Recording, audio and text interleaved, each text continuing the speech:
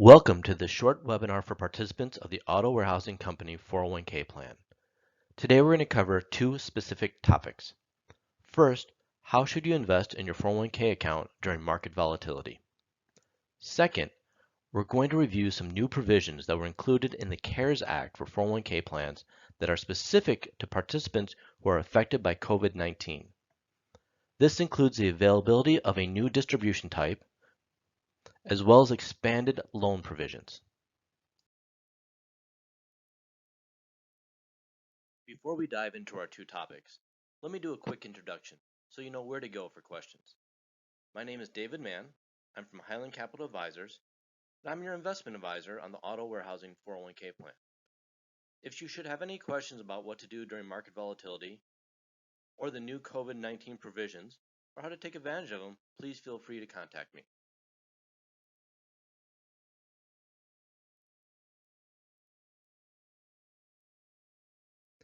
Many investors follow their emotions when making investment decisions, which usually ends up hurting their savings more than it helps.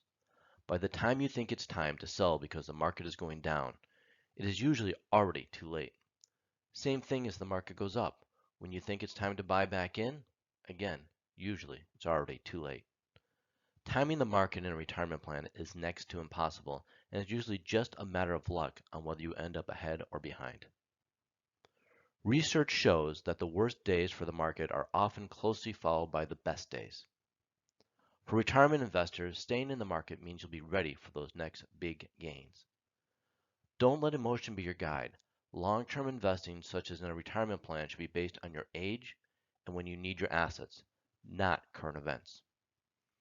In the next several slides, we're going to take a look at the history of the market through both its ups and down times, and give reasons to why, when saving for retirement, you pick a risk strategy that is right for your age, and you stay with it as a systematic long-term strategy through the ups and downs of the market, rather than making emotional decisions based on fear.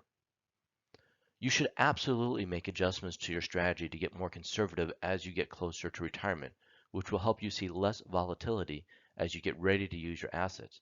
But again, these adjustments should be small, systematic, planned adjustments based on your age and not current market environment, similar to how target date funds function. The idea behind investing is to buy low and sell high. Yet following an emotional investment cycle sparked by reactive decisions may bring the opposite effect. Selling at lower prices after the market has already gone down, and buying at higher prices after the market has already started to move back up. Again, it is extremely difficult to time the market on a consistent basis. Investors are better served in sticking with their agreed upon investment plan. The 2008-2009 global financial crisis offers an example of how an emotional cycle can affect an investor's decisions. After experiencing fear during the 2008 downturn, some investors fled the market in early 2009, just before the rebound began. They locked in their losses and then experienced the stress of watching the markets climb. Staying disciplined through the rise and falling markets and keeping emotions out of the decision can pose a challenge, but it increases the chances for long-term success. This chart illustrates the historical performance of the S&P 500 index, highlighting periods when the market was rising and falling.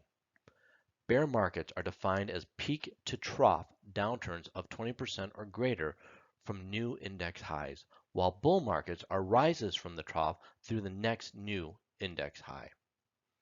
We can see from the chart that good times for the market have been disproportionately longer than the bad times, and the duration of the bull run is not a useful indicator of future performance.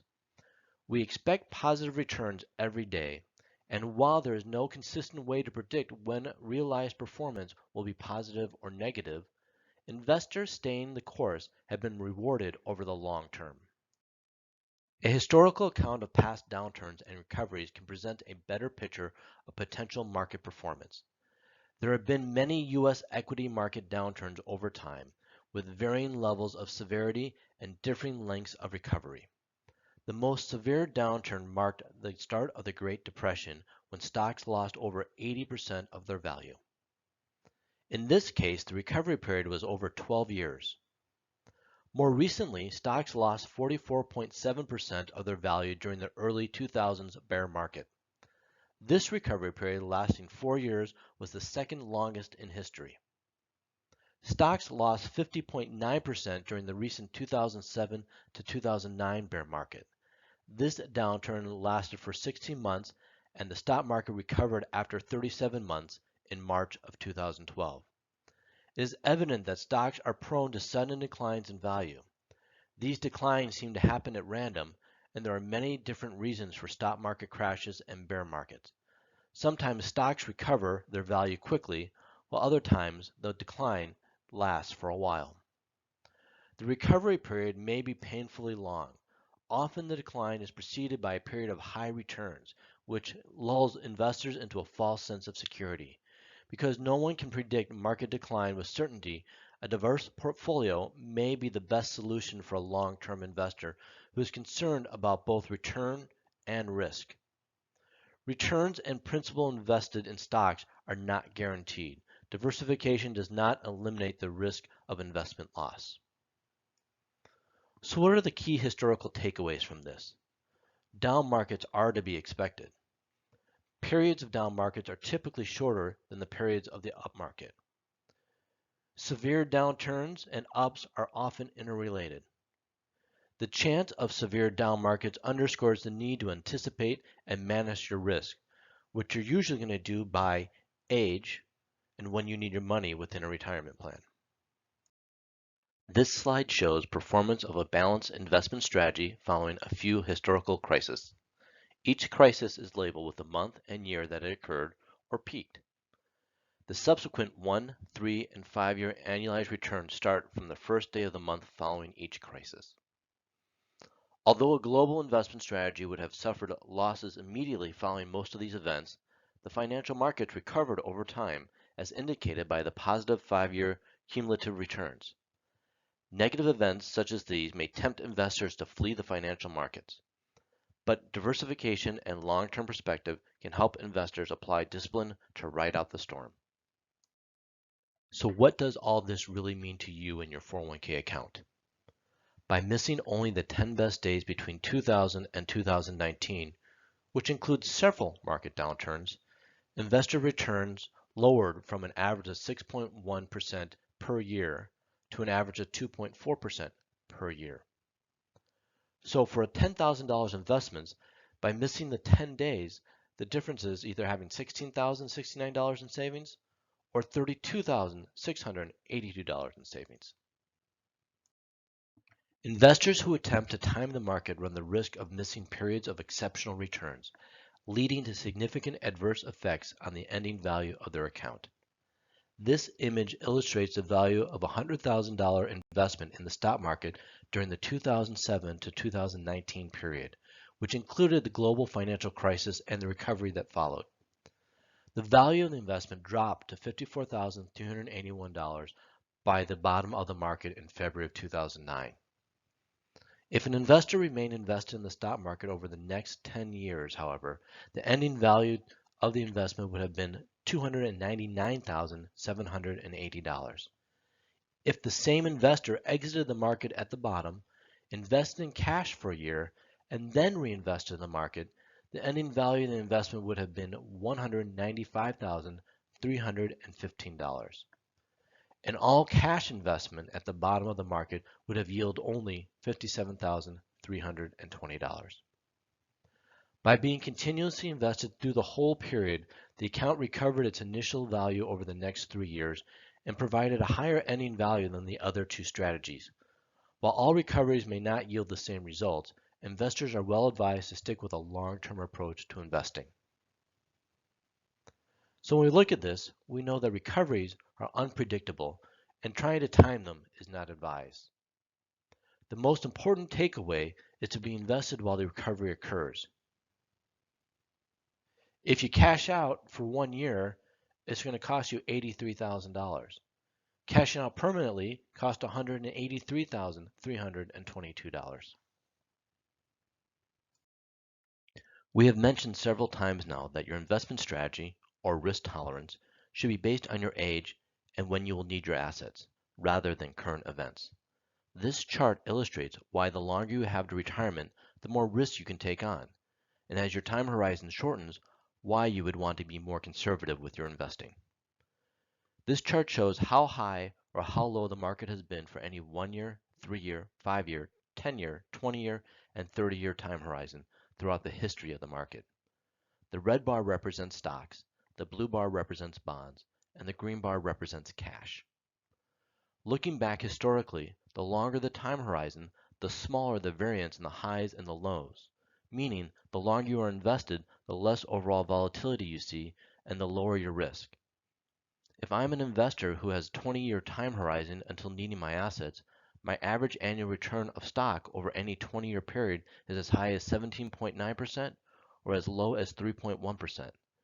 That range is even smaller if you invest over 30 years, with an average annual high of 13.7% or an annual average low of 8.5%.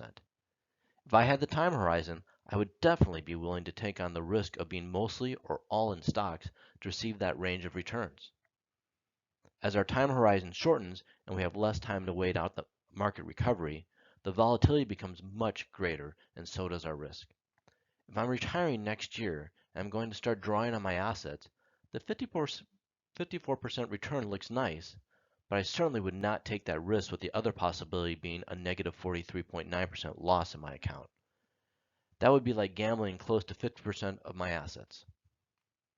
The shorter your time horizon, the more you would want to move into bonds and cash to have less volatility and a possible smaller variance in your expected return. You'll probably still want to keep a small portion of your assets in stocks to keep up with inflation, but the percentage in stocks would be much smaller if your time horizon is 1 to 5 years compared to a time horizon of 20 years or more. The last note on what to do with your 401k account during market volatility is to encourage people to keep saving for retirement. Some of the best times to invest is when the market is down. By contributing consistently and buying when things are lower, you're helping to lower your average cost of owning your investments. The amount you contribute into your 401k plan is going to have a much bigger impact on how much you have at retirement than the returns on your investments. The second part of the presentation is to go over some new provisions that might allow you access to your retirement plan assets if you've been impacted by COVID-19. These are part of the stimulus bill called the CARES Act that was signed into law on March 27, 2020.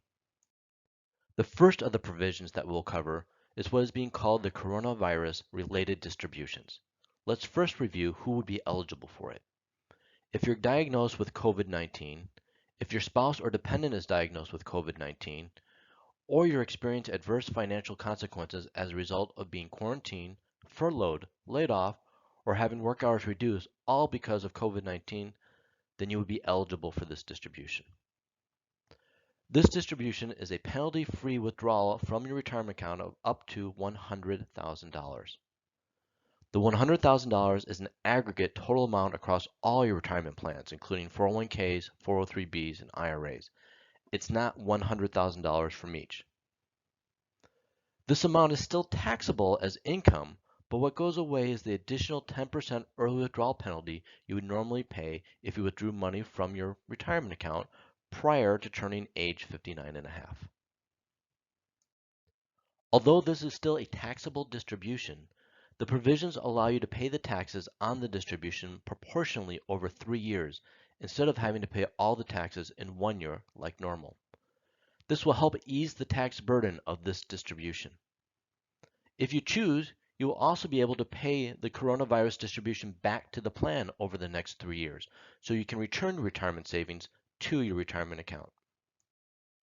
Another provision of note is the expansion of assets available under the loan provision of your plan. If you meet the same requirements as listed for the coronavirus distribution, for the 180 days following this event, the loan limit is now the lesser of $100,000 or 100% of your vested balance. Normally, loan limits are the lesser of $50,000 or 50% of your vested balance. As part of these loan provisions, specifically for COVID-19, loan payments that are due between March 27, 2020 and December 31, 2020, which include these new loans during the next 180 days, can be delayed up to 1 year. Lastly, for those of us who are of age to have a required minimum distribution due in 2020, those distributions will be waived for 2020 and will not be required. Some final thoughts. Don't look at your account balance. Have an asset allocation that's right for you and your age and leave it alone. Don't let your emotions and market volatility lead you to irrational changes in your portfolio. Some of our spending habits have already been adjusted for us with the closing of many public places, but this is also a good time to review and adjust your spending habits and create a budget to follow in the future. We now have additional penalty-free access to our retirement accounts for emergency use. Let's keep this option just for emergencies and not hurt our retirement savings unnecessarily. If you have questions about your 401k account or any of these special provisions due to COVID-19, please do not hesitate to reach out to me. My name is David Mann, email address dman@hcadv.com, or you can call me directly at 206-909-5034. Thank you.